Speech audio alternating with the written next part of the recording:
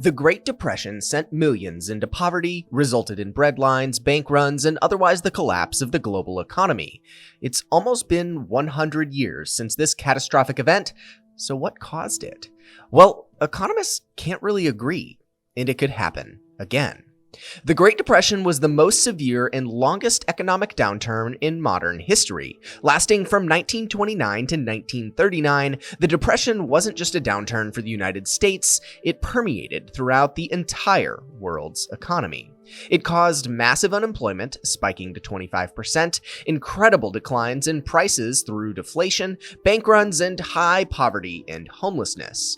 While it was a global depression, during the Great Depression, the US experienced its effects worse than any other country. US GDP fell by 30% and industrial production fell by nearly 50%.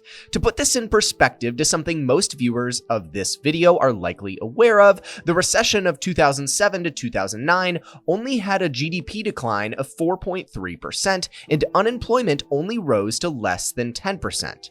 Based on these figures, the Great Depression was a GDP decline of 6x of the Great Recession of 07 to 09 and an unemployment increase of 1.5x. The Great Depression was, well, a Great Depression, except that it wasn't very great. It was more depression. But, well, you get the point. So what caused this massive event? Economists haven't really come to a consensus.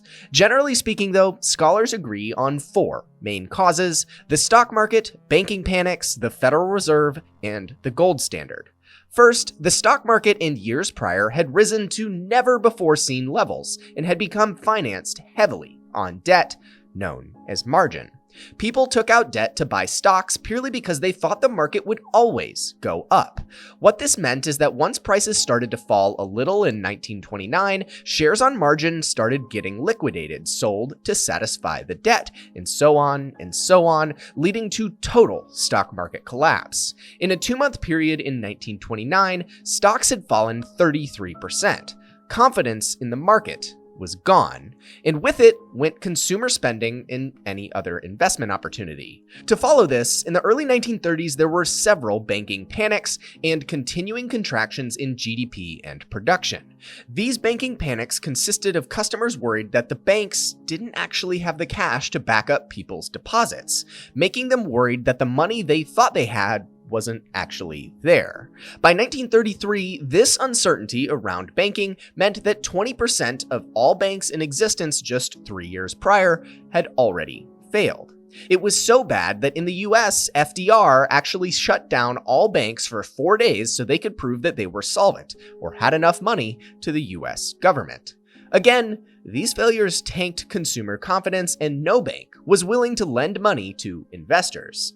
At this time, the Federal Reserve was also raising interest rates, making borrowing money more expensive. They were doing this to maintain the gold standard, the standard that meant that every US dollar had to be backed by gold held in US reserves.